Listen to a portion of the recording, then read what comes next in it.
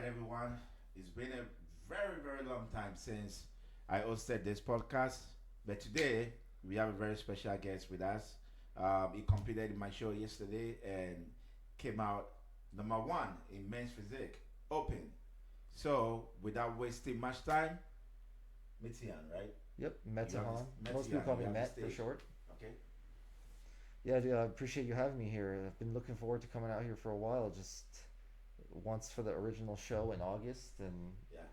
now it's good to finally be here and end my season here with a W, man. Feels good. Yeah, it feels good. So I know you've been competing for a while. So tell us a little bit about your background, your personal background, and your bodybuilding competition background. Okay, I mean, so I guess I'll start with the personal background. Yeah. I was born in New Jersey. I moved to California, Santa Barbara, when I was like 5. Okay. I went to school in Santa Barbara pretty much until I finished grad school. I went to elementary school, middle school, high school there, UCSB for undergrad, and I also did the master's program for Oh, computer okay. science. Okay. And yeah, I lived in California pretty much until Santa Barbara until I was like 2019 ish. Then I moved to Ventura, which is this town around an hour south of Santa Barbara. It's actually where Larry Pollock lives, if you Okay. know who he is. No, I don't. But he used to be on like the Leo and Longevity uh, podcast with Boston Lloyd, and he was on there once.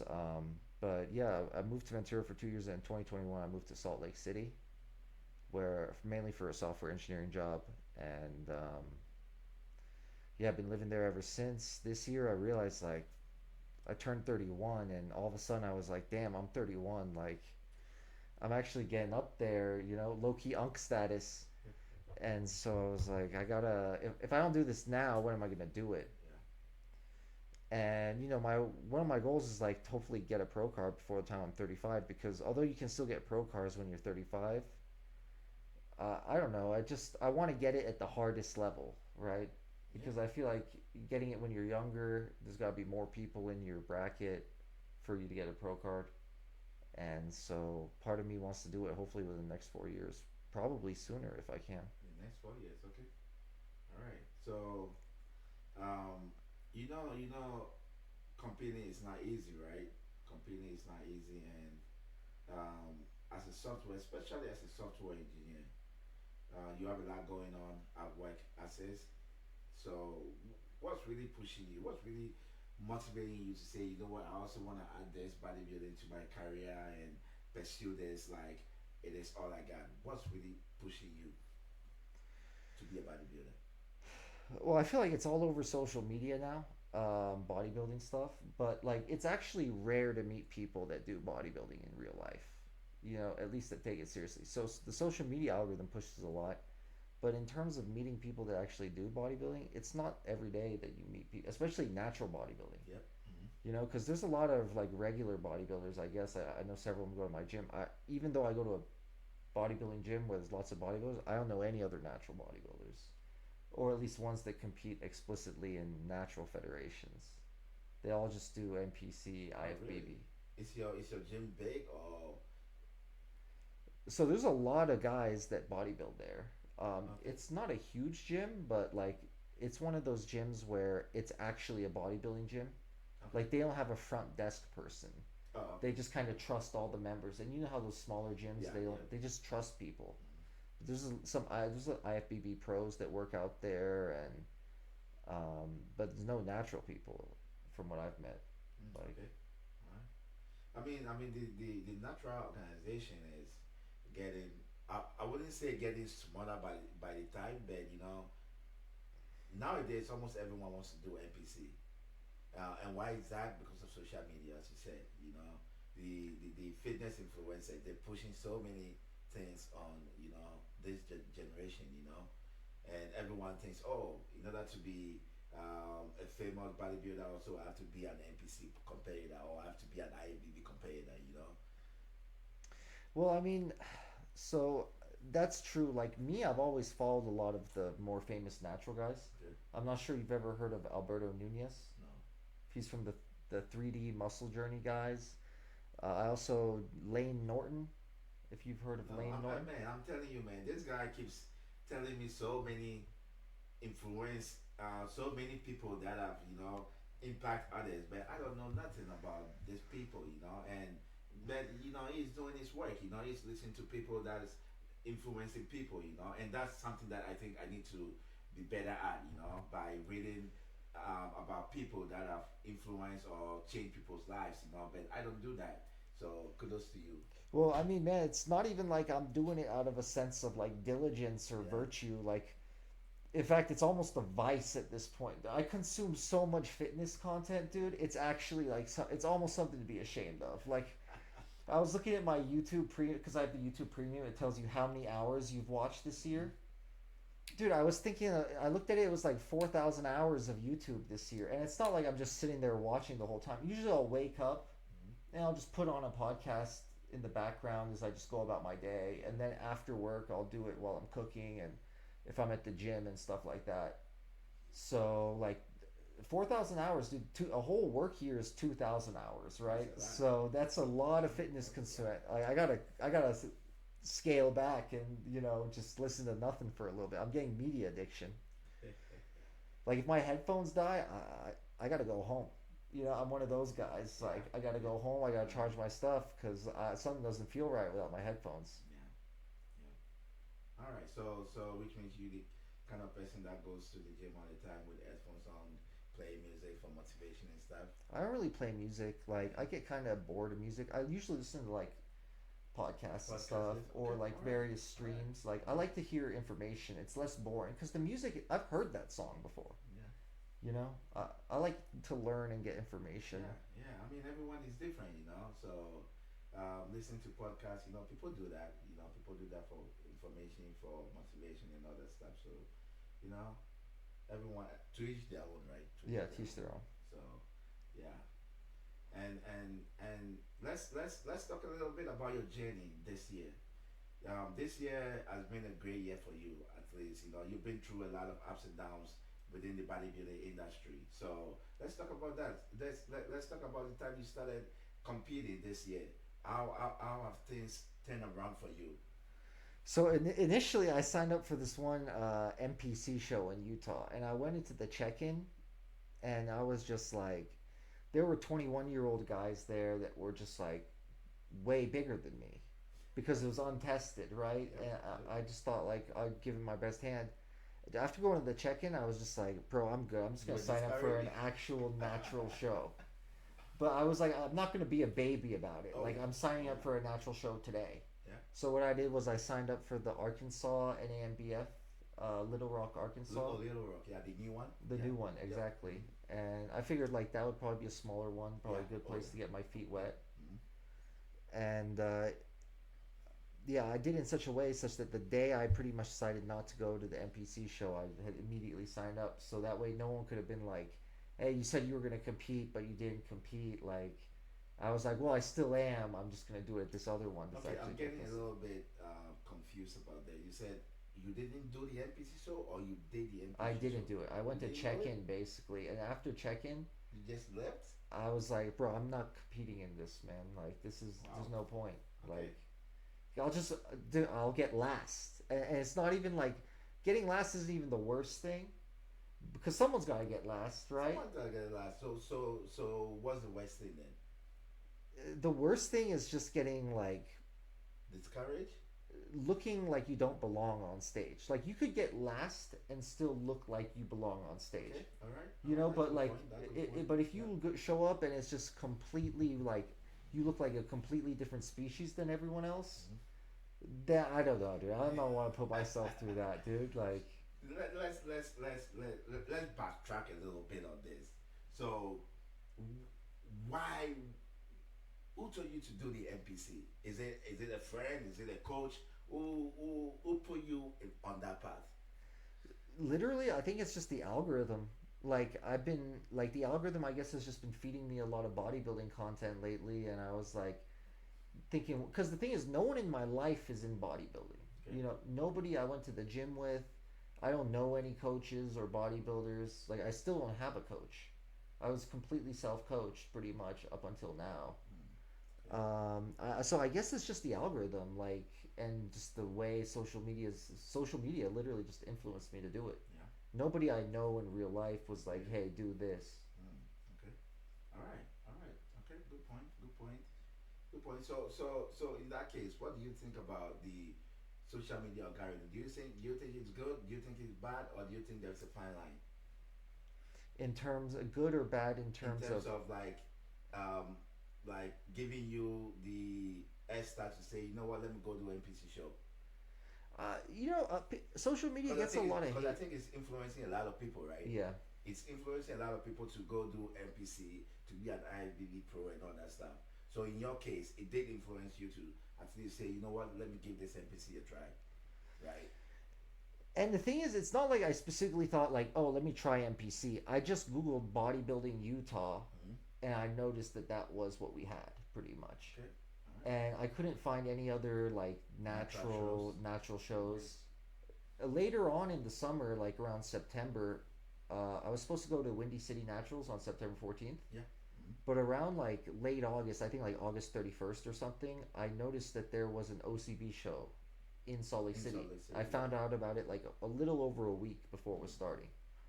And so just was like, well, it's in my city. I could do a test run with the There Windy you City. go. Like, because if it's in your city, it's a lot easier and cheaper to go Right, to right. than if Yeah, it's not. yeah. Mm-hmm. But like I've been following a lot of natural bodybuilding content for a while. As I said, like Alberto Nunez and the 3DMJ guys, I followed them since like 2011 or something crazy. I think the whole natural thing is getting bigger. Like you seeing all those natty or not videos. Most of the time, I feel like people just thought that. I've spoken to people who just thought like, "What do you mean? You mean the NPC or IFBB's not drug tested? I thought they drug tested everyone." It's like, dude, no. Like, it's completely untested. Yep. People think you can get that big just going to the gym every day. Like a lot of those NPC Yeah, guys. I mean that's a great discussion though, right? Whether the NPC test or they don't, right? And right now they have the NPC naturals. So you ask yourself, is it does it even make sense? You know, if you are natural or not. If you're natural and you say, okay, I'm natural, I want to do NPC natural, you go do that NPC natural. What's the next step? The next step is to qualify for nationals. And on the national stage, everyone is on shit. So what are you gonna do? You know what I mean. What are you gonna do? If you do the NPC natural, you're gonna have to come. As far as You I know, there's no IFBB natural. natural There is Olympia. nothing like that. To me, there is nothing like that, right? Because people compete in NPC natural and say, you know what, I'm natural. I want to compete in NPC natural. Good, go ahead and do it. But what's the next step, right? What's the next step? The next step is you going to compete in the national stage, and on the national stage, there is no one on there that's natural. There's no That's one. true. So what are you gonna do? Is your genetics gonna help you out on the national stage? I don't think so. Yeah, not that much. I don't not that much. I don't think so. So why then do NPC natural then? I think it's just for the clout in being an IFBB pro. Like I feel like that's the end goal of a lot of fitness people now. They get their IFBB pro card, put it on their Instagram, Yep. and Mm-hmm. start selling coaching. Yep. Or And there you go. like Yep. that's kind of the Yep. Yep. playbook. Or like you just use that as a stepping stone to get the To endorsements or get the sell the endorsement and stuff. services. Yep. Mm-hmm. People don't really care about competing in the IFBB as long as you make it in. Yeah. Yeah. Because like as far as we know, Chris Bumstead is one of the only famous guys to come out of the IFBB in a long time. The open bodybuilding guys, people don't really know that. Even the guy who won it this year, like we know who the Samson We guy. know who he is because of Were because we are yeah, in the bodybuilding world, so we know who but he is. normal people But don't. normal people Yeah. don't. Yeah. But Chris Bonsad, a lot of people know him. A lot. No, A exactly. lot. He's like the So Arnold of our age yeah. Yep. almost. Mm-hmm. Yep. He's crossed the threshold Yeah. where Yeah. he's just famous in pretty much like the mainstream. Yeah. So I mean, I feel like the way to summarize my point with the IFBB, I feel like people just want to get in. It's like medical school in the U.S. It doesn't matter which medical school you get into, as long as you get into an accredited med school, you're set. You said, yep. Because it's so hard to get in med school, it doesn't matter. Yep. Yeah. So yeah. Yeah, I think you did go that way, the NPC way, and you said, nah, that shit is not for me. You know. let me try natural shows, and then continue the story. So I did the Arkansas show, and I mean, I still had a good experience. I didn't do as well as I had hoped, obviously, because I didn't win. But like, I wasn't even really expecting on winning. I just wanted to go up there and, speaking of, bringing up the point, like I actually did get last, you know, but it was a really small bracket. There were like two guys in novice, three guys in open, so someone's gonna have to get last, and it's not like I would felt completely blown out of the water by the other guys. In fact, it could have just been a difference in posing ability. Yeah. In fact, you thought that you were part of the stage. Unlike your NPC show that you said, nah, I don't think this is for me. Yeah, exactly. Yeah, yeah, yeah. Mm. Like I just didn't want to get laughed off stage. You know what I'm saying? I mean, I have no idea if that's gonna be possible because the bodybuilding world is so big. Most people in the bodybuilding world support each other. It's not Yeah. like other sports. It's not like other sports, right? It's not. Most people are gonna give you advice that hey, it's either if you wanna go the natural way, this is what you gotta do. But if you think the NPC stage is for you, this is also what you gotta do. So the bodybuilding world, no one is gonna laugh at you. No one. No one. I don't think so. Yeah. I mean, yeah, as you said, it's not about other sports, and it's like I've read a lot of controversial posts saying Mm-hmm. like if your sport has judges, then it's not a sport. Which I mean, I can kind of see it in terms of gymnastics. They say if it has judges, it's a performing art Well, no. rather than So a so are sport. you gonna tell me that boxing is not? But yeah, now you have UFC and stuff, Now which is UFC all judged. all all have judges. Boxing, but Yeah, boxing is like an old sports, right? It has judges, so it's still a sport. no, it's still a sport, So true. But I'm not saying that to put it down. I'm just saying like it's a little different than other activities. Like, cause in wrestling, if you won, you won. Everyone knows you won. You know what I'm yeah. saying? Hmm. But in bodybuilding, there's more of a subjective thing of, each judge has their own weighting. Some judges will weigh posing as more heavily. Other judges may weigh leanness more Yeah. heavily than size, Condition and all that stuff. or Yeah. size Yeah. more heavily than leanness. So there, And it's the there's some same. variation there. There's some variation, but it's the same as boxing. Yeah, no, that's true. All the judges rate you according to different types of function or your body type, the way you punch or the way you it's different. It's different, but it's the same thing, right? Okay. It's the same thing. Yeah. It's all pointing to the same end goal. That's fair. I mean, So, and you know, the whole judging thing's a controversial topic, oh yeah, but oh yeah, oh yeah. Anyways, back to my story. So I went to the Arkansas show, and then I was originally planning on going to your show, yeah, yeah. Mm-hmm. which unfortunately there weren't enough competitors, so it Yeah. got So canceled. we got yeah. Mm-hmm. And at that point, I rescheduled out to go to the Windy City Naturals, and a week, like as I said before, 3 weeks before that, I discovered, oh wow, there's the OCB Salt Lake City show. So I'll just go that, use it as a test run, kind of, Yep. for the Windy City show. And so I actually got the same placing at the OCB and Windy City, third in novice, fourth in open, which I was relatively happy about because they were pretty big brackets, both of them. Like they were both pro qualifiers.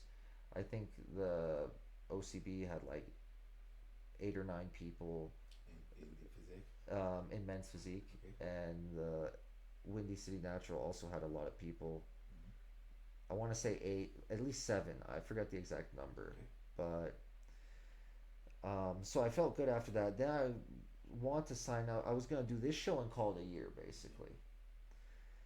But then I was like, oh wow, they have this one in Kansas City, which they said it was like a super pro qualifier or something, where they said if there's like multiple height classes, then everyone in each height class will get a pro card, the winner of each. I was like, oh, well, I'm trying to optimize my chance of getting a pro card Yeah. this year. So I'll hit that one too. Didn't do as well as I hoped. I didn't place at that one. And then I'm not going to lie, after that competition, I felt like mentally destroyed. I was like, I gave Kwaku my word. I'm going to go to I'm gonna go to his show and then just like go through the motions, call it a year, Yep. then go to California and celebrate my birthday. And luckily, I went to your show. Somehow got first. I remember I was real shocked afterwards, like, and yeah, afterwards, like, I didn't even feel like super happy because I just felt like in shock almost. Yeah. And then later in the night, it started hitting me. I was like, this morning I woke up feeling super good. I was like, holy shit, I actually won. Yeah. Yep. So it was chill. Like, I'm really glad I came out here. Ending my bodybuilding season this year on a win feels Yep. good. Like, it makes me hungry to go and compete again Compete next again. year. There you go. Yeah. Yeah. And you also got some awesome gifts and first place Oh, dude, trophy, right? it So was brutal packing my stuff on the way back because it's like, oh, I got like I already came with my some luggages all yeah. packed to the brim. Yeah. Now this time I was like, I had to get creative and stuff, like Yeah. moving things in different pockets, like putting things in various boxes. So it's like, well, this box is gonna take up the same space anymore. I could just cram more stuff in it. But So it's gonna be fun. you got the first one bag, and then you got the tall armor, and then you got what else? Two Two medals, medals. a Okay. bunch of different like these really good tasting meat sticks. Yeah. I ate one. It's like a Slim Jim, but with like 20 grams of protein. Yeah. Like a bunch of energy drinks. These nice little energy oat balls that taste fire, and yeah, the protein bars, the pre-workout. Dude, I'm I'm stacked. Like, I'm never gonna need another Yeah. workout supplement at least for a while. Yeah. And that's compliment of first form. You know, they really they go above and beyond for this show. They give us so many goodies for the athletes and also the open first place winners. Yep. They hooked it up fat. I have a lot of their bags. Like, I use them a lot when I Yeah. travel. You Yeah. know, like one for my hair products, one for my like dirty laundry, and they hooked it up, man. Yeah. Yeah. Yep. So what's your next goal? My next goal, so I kept telling myself this, like, there's two things I want to do now that my bodybuilding season's over. The first thing is I'm gonna start taking my YouTube channel a little bit more seriously. I took several months break because I've just been fried working my job. Yeah. I'm a software engineer right now, so it's like I basically have barely have the energy to go to my work and go to the gym and then I want to make YouTube videos after that, especially when I'm on a massive caloric deficit. Yep. So my plan is, I think I'm gonna try a strategy of like a video a day for my YouTube channel. Like, I'm literally just gonna force it. Like, even if it's a forced topic that I don't think sounds that good, I'm gonna force myself to do a bit, at least a video a day. And on top of that, like, there's a couple other ideas I want to work on in terms of like web applications and stuff Okay. that I Okay. want to build. Um, Maybe see if I could monetize them in some way, but for the most part, it's my YouTube and working on my software side projects. Okay. All right. You know, All right. that's my plan. And one of the main reasons why I started this bodybuilding stuff is like, so with the YouTube, like, I have one channel that's almost empty. It's just focused on fitness stuff. I only have one video. I have one channel, which is my biggest channel. That's like 4,500 subs. That one got pigeonholed by the algorithm into just talking about engineering content Okay. because that's the first video I had pop off. And now I feel like if I make something not about engineering, I lose subs because all my subs are hoping for engineering content. Yep. And but like, one of the reasons why I started this natural bodybuilding thing is like, if I could win competitions and do relatively well in the natural bodybuilding world, first that would be proof to people that I'm natural, and second of all, if I when I make instructional videos or talk about fitness topics now, most people are just like, why should I listen to you? You're just some guy, you know. Yeah. But now I could be like, well, I did compete in X and Y competitions, and I'm natural because these are natural competitions. So I mean that's very subjective though when it comes to natural competitions, right? Because um, I have no idea, but I think there are so many people that beat the system, right? Either polygraph or urine test, right? Um, so that's very subjective because you can go around telling people you are natural all the time. You've competed in natural shows, and they're gonna look at you and say, "No, we don't believe you, right? We still don't believe you, I right?" mean, that's fair, So dude. that's But fair. like, Yeah, that's fair. You are gonna be excited to be natural, and the praise. It's kind of like a praise to you, right? That you know what, I'm putting in the work. I'm natural, but people think I'm not natural. It's kind of something like that. That's true, and I don't know. So it used to be rare to see someone on steroids. Like back in the day, I feel like that's how this whole thing started. Now you go on Instagram, and I feel like it's the reverse. It's rare to see someone that's natural. Natural, yep. That doesn't mean you can't have an impressive physique, but like guys, they get that look when they're on steroids. They get like they start to look redder. Their face gets a little whiter. Yeah. They have like the veins and like the plate like in their traps and shoulders get a lot bigger relative to everything else. So I don't know. I feel like we're entering an age in social media now where it's actually more impressive to have an impressive physique that looks natural than just be some roided out guy on the internet, because there's a bunch of guys like that now. So many. And ever since moving to Utah, I've met like random people that are on steroids. Yeah. Like I work with people in my office that are on steroids. Even They teens don't are even on look like they steroids. lift. Even teens are on steroids. Yeah. It doesn't make no sense, but It's really popular now. So I think the whole steroid thing is gonna like the whole social media meta play of you take steroids and then you post your physique and then you instantly get famous. I'm pretty sure that stopped working. Like I know guys from my gym that look freaky, and then you go on their Instagram and it's just like it's like nobody knows them. no, it might be because they haven't gone in social media. No, but they're posting. Like they're definitely trying. They posting and Like all they're this stuff? definitely trying. Okay. But the thing is having an insanely muscular physique isn't enough anymore to pop off Yeah. like it used to be. Yeah. Because it's everywhere. Everyone does it, right? Almost everyone does it now. And it seems like the biggest guys on social media now are the guys that are believably natural, like the Alex Eubanks, and then there's a couple other guys. Like it honestly seems like the most popular thing is to either be like a low tier fake natty or be an actual natural, Mm-hmm. because people want something that they can relate to, and that's the type of content that they want to consume. If you look like a guy from a different species, people aren't going to follow you that much because they're like, he's obviously on steroids. I'm not. Like, what does he have to say to me that I could learn from? Yeah. And I know people say like, oh, it's steroids. It's still hard work. I'm sure it is, but like, have you ever read that study with where they had like the four groups? One group had testosterone and worked out. The other group had testosterone and didn't work out. One group worked out and didn't take testosterone, and one group didn't work out and didn't take testosterone. And the took testosterone and didn't work out group got twice the amount of muscle gains that the worked out and didn't take testosterone group got. Really? Yeah. So, No, but that was so- for beginners, of course. Like, I mean, even if the beginners are like that, then how much more the advanced or right? Wow. So they didn't work out, but they took testosterone, and it was 2 times. it was like 1.9 something times the amount of muscular gains that the other group got, Okay. which was the naturals that trained. So it's like it's a completely different world, and you don't really have to worry. As far as I'm aware, like when you're natural, you got to care a lot about progressive overload, and like doing more than you did last time. When you're on steroids, I feel like you could just do whatever kinda, and you're gonna make gains if you have the food and the steroids. Like you're gonna be good. You're gonna be good. So it's a different playbook kinda. You got to worry about more things when you're natural. Yeah. So this is a good conversation.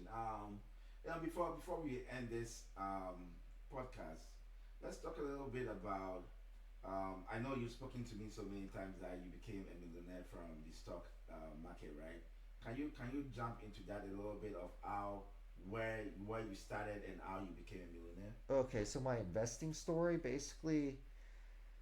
So, yeah. So growing up, like, actually, growing up, I really cared about having money. Like, I had a World of Warcraft private server when I was 16. That like I made like in a year and a half. It's not crazy money, but for a 16-year-old who's going to high school, it's like $60,000 over a year and a half. Oh wow. Okay. So like there were some days I would come home and boom, there would be like 1,000 people on a Friday who bought something on the private server, and it was like a little donation script I had set up where people would pay $25 through PayPal. They get a donator sword sent to them in game uh, through the mailbox. A donator's sword, like a digital sword that they could use on their character. And so I made the 60,000. I lived off that pretty much through college. Now, up until college, I kind of stopped caring about money. At that point, I really just cared about girls. I know that sounds dumb, but like that's a pretty common experience for young men, especially in America. Then, like when I was 24, I felt like it stopped. I stopped caring so much about girls, and I was like, okay, I actually care about making money now. I remember I started this internship during the summer of 2016. I had pretty much no money, and I got a good internship. It paid me like $43 an hour. I would thought I was rich, basically, at the time because I'd never had like a big boy job, and $43 an hour, that's double what my previous job was paying me. I'm rich. So that summer I saved up all my money, and I think at the end it totaled up to like 12 and a half K. But it was a miserable summer because I did nothing. I saved all of it. Like I didn't pay for anything. And even when you go on this. I didn't even go on dates, but I was so lonely when I was in Boston. I didn't even go on Okay. dates. Like Alright. that's how conservative it was. It was a brutal summer, dude. Okay. Um, then I came home and I was like, wow, like I thought I was rich and all I have is 12 grand, which don't get me wrong, it's still a lot of money, but I would just realize like I can't give up to get to where I want to be. And I gave up a whole summer like this. I can't keep doing this for every summer. I'm gonna ruin my whole life. So I started looking into like Reddit. Like I used the personal finance subreddit and the investing subreddit. In the investing subreddit, they're big on the Jack Bogle strategy, which is the ETFs. You do a third international stocks, a third national stocks, and then a third bonds, and you just choose three ETFs. I did that for a couple months. I was like, okay, cool, but like this isn't gonna get to me to where I want to be. Luckily, at the time, I was in a graduate cryptography class. This was when I was doing my master's in computer What? cryptography. Oh, cryptography. And the teacher had basically a list of topics. Everyone got assigned a topic. The topic I got assigned was proof of stake, which is the consensus algorithm for Ethereum, which is the second biggest cryptocurrency. Yeah. So I started reading about cryptocurrency just because that was my topic. I had to give a talk on it into the class. And as I was reading, I was like, wow, this is not that bad an idea. Like, it's a way to do trustless smart contracts, which, like, a simple example of a smart contract is like an escrow contract. You send money to the contract, and then if a third party says the goods were received, the money goes to you. Okay. It's kind of a way to make sure that if you send money to someone online, they don't just run off with your money, kind of. And you could choose a trusted third party system.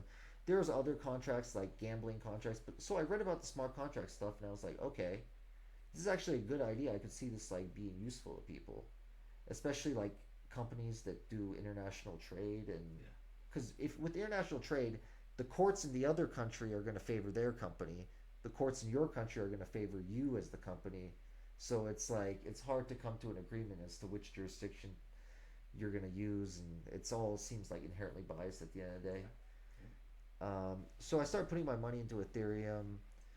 I saved pretty much all of it, and yeah, like I initially started buying in when it was $4 each.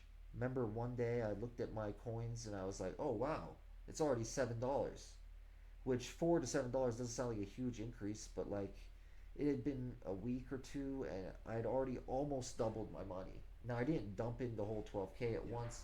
I put in like a K, but at that point I was like, oh wow, like what if I put the rest of my coins in? So flash forward to like late 2017, it's like and early 2018.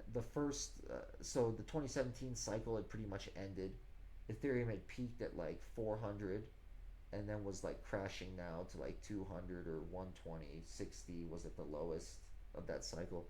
So I went from having 12K to having like 400K during like the early 2018, and then it dropped all the way down in 2019 to like $60,000 again. So I was still up from my original 12K, but like it felt like I was down, right? Because I was remembering the 400K. And so at this point, I was just like, well, it's gonna go up again. And a lot of people were like, Matt, you're coping, like it's over. I even met this guy at my new job at this 3D printing company in 2019. He's like, hey, dude, like remember crypto? Like I used to trade crypto. That was fun. Like too bad it's kind of like over now. And I was like, what do you mean it's over now, dude? Like nothing's over. Like I'm still buying Yeah, with you my still whole buying. Yeah. paycheck as much as I can. And he's like, well, hopefully. I was like, in fact, my theory is that it's going to go up soon because the halvening is in 2020.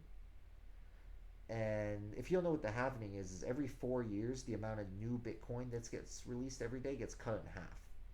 Okay. And so what I had looked was, oh, in 2016 there was a halvening, and then in 2017, 9 to 15 months later, it went crazy. And it did that before in 2012. So I was like, oh, in 2020 it'll happen again, right? Most people are like, no, it's not going to happen again because if it were to happen again, it would already be priced in. You know, people always say that with stocks. Like, if something's good to happen, it's probably already priced in, bro. Well, it's like, I don't think it's priced in, so I'm just going to keep buying more. Eventually, early 2021, crypto goes crazy. Ethereum goes up to like 4K. Bitcoin goes up to like 69K at its peak. You know, I had more than 250 Ethereum at the time, so 250 times 4K at the peak, I was easily above $1 million. That was just looking at my Ethereum. At my absolute peak in the 2021 cycle, I had a net worth of $1.7 million. And I didn't sell because my mentality was, oh, 1.7? Dude, we're going to get to 2 million. Like, I was all hyped about being a 28-year-old millionaire. I was like, fuck it, let's go for 28-year-old multi-millionaire. And then I got greedy, and then the whole market crashed, right? Which I was somewhat prepared for that. Like I was like, if the market crashes, it crashes. Yeah. But one thing I wasn't prepared for is in 2022, I held my money on like three exchanges. It was Robinhood, Voyager, and BlockFi. Okay. Voyager went bankrupt because of the Three Arrows Capital scandal. BlockFi went bankrupt because of the FTX scandal. So within like one of them happened in June, the other one happened in November, literally the day before my 30th first birthday. I think this is God trying to teach me a lesson, by the way, because he was humbling me, you know, because I remember I was like, because all throughout my 20s I said, I'm going to do the riskiest financial shit possible until I turn 30. And if I turn 30 and I'm pretty much broke, I have a net worth of zero, that's fine because one, I'm still an engineer, and two, people in most people in their 20s are broke anyways. In fact, most of them are in debt, right? So they have negative net worths.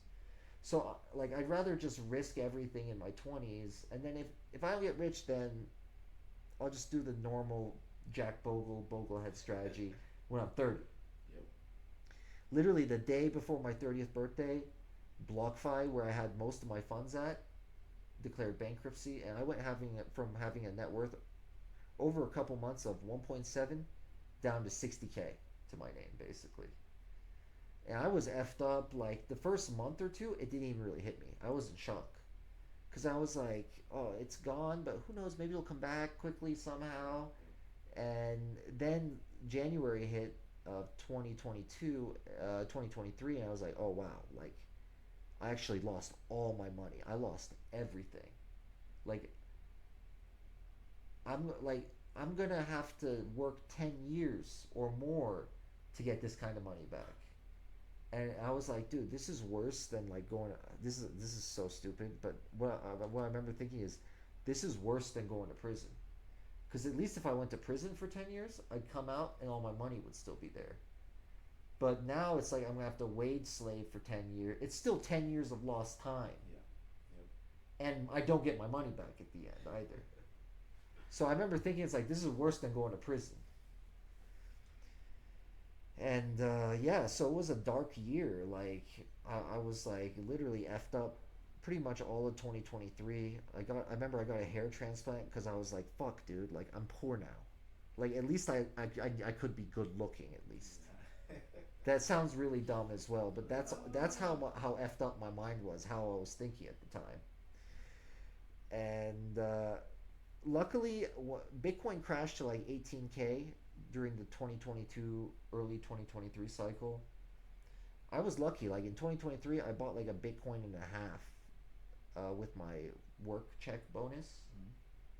and like I pretty much dumped all the money I had into buying Bitcoin before it had recovered. So I was able to build up like a pretty decent stack, and nothing like what it would have been had I not been involved in those bankruptcies. Like, I'd probably be a multimillionaire by now if that were the case. But I guess what I was like is I was so down bad that I was like, there's nothing I could have done except stick to the plan. And like, I wasn't gonna, I'm not gonna say I was gonna, like, I wasn't feeling good. I'm not saying like I was planning to, do the thing that you're not allowed to talk about on YouTube, the S word, but like, it's not like I was planning it, but I did think about it a lot. I was like, bro, my life is ruined. Like, I could have been something. For me, it was never just the goal to like get rich and then ride off to the sunset. It was like, well, now that I have money, I can work on the projects that I want to work on. I could fund myself. You know what I'm saying? And I was just so demoralized. Flash forward to like 2024, crypto started going crazy again. All the crypto I had bought since pretty much the last two previous years had appreciated by like 4x or more as of the date of this podcast, right? Because Bitcoin just hit $81,000 this morning. And yeah, like I was able to remillionize relatively recently in like the last month or so, and it feels good. One thing I'm gonna say though is like this is something that I've been doing for a long time. Is like I feel like whenever I get to a goal, I can enjoy it for like a couple hours to a day at most. But the next day I wake up and I'm just like, what's the next goal? Like, it started in college when I would be like, man, if I can get a 4.0 this quarter, I will thank God so much. And then you get your grades back, and literally 2 hours later, you're like, all right, well, I did the thing. Like, what's the next thing? And so, yeah, I guess right now my goals are like, this sounds kind of corny, but ever since I started posting YouTube videos, I've had a lot of people reach out to me via Instagram or Discord asking for help and like with their own personal situation. I like to help people. I feel like giving them advice and stuff, like it makes me feel good, as selfish as that may sound, but that's one thing I like a lot about YouTube is you can make videos that help people and then you can actually connect with them, and it feels good to have like, because you and me, we both work as engineers at big companies. In 30 years, no one's going to remember what we did. In fact, the code that I'm writing today probably won't even be used in 30 years. So like that's kind of the reason why like YouTube is like you can help people, and in 30 years like that person will remember you and he'll be like, Matt helped me, like, and when he had no reason to, and there was nothing that he helped me with. And I'm not saying that I expect everything to come back, but when you do help people, like, they remember you, they stick around, and later on, if you might need help with something or they get an interesting opportunity that they could include you in, it happens. And that's happened to me before. So I guess like my upcoming goals are just to focus on like how I can help the most amount of people through social media, just either by giving life advice for engineers, fitness advice, lifestyle advice. I think one of the fields that's kind of under occupied right now is people think if you want to be fit, you gotta be this gym guy who's in the gym all the time and he's always eating broccoli and rice. And like I think I could create a niche of content where I could teach people how to integrate being a fit person, looking good, without having to completely become like a fitness guy who's in the gym all the day and makes the gym his whole personality. Not that I think that's the worst thing, but a lot of people, they think like, oh, if they think about the Rocky montage when they think about getting fit, and they're like, I'm gonna have to drink eggs and cold running in the snow with the beanie, and it's like it's not like that. You can be a normal person and add maybe 1 hour, 1.5 hours a day of to-dos to your regular day, and then bam, you could become an aesthetic person too if you want. That's nice. That's true. So yeah, those are my plans, man. Like, that's my little background story about like financials and stuff. One thing I'm gonna say is I think investing is really important. Right now, there's this idea that if you want to be rich, you gotta start a company. which is true for a lot of cases. But most millionaires were made through the stock market, and that doesn't mean that they started a company. It means that they had equity in a pre-existing investment. What's going on? It's going all right, man. And so I think most people, they're just an impression, oh, if I want to get to my financial goals, I have to start a company. Well, that's actually the risky thing. I think if you just live diligently, save 25 to 50% of your income or as much as you can, and invest it in public equities or retail assets, you do that for 10 years, you'll get rich. Yeah. And it's not even like, oh, you'll maybe get rich. You will get You rich. will get rich. You have to focus and follow this plan. And people don't talk about that. People only talk about the Zuckerbergs and the Bill Gates. That's not how most people get rich. Most people get rich slowly and steadily and deterministically. It's not a risky thing. It's not a maybe. If you keep doing this for long enough, it's going to happen. And I think once people learn that it's possible and that if you do the things, it's going to happen. This is the same thing with fitness as well. Once they believe they can do it, they're actually more likely to do it. Right? So, yeah, that's... Sorry for taking over, but that's kind of it's good. the lessons I've learned from all this over the years. You gave good ideas and advices on how to, make it in life in terms of either the stock market, in terms of fitness. So that's good. That's good. That's good talk. I appreciate it, man. Talk. Yeah. Thanks for having me, dude. Yeah. So guys, we are at the end of the podcast. I want to thank Matt for coming over here after a show. Sometimes when people have show, they just go home, relax, or they just go home and sleep for the remaining week, just to recuperate. But he's over here the next day with me over here doing this podcast. So thank you for coming. Hey, thanks for having me, man. Yeah. It's a pleasure. Hopefully I'll see you next year at your next show. Yep. Let's do it. I'm down. Yeah. Hopefully I'll have some more stories to tell come that time. Yep, of course. All right then. For everyone watching, thank you very much and see you next time.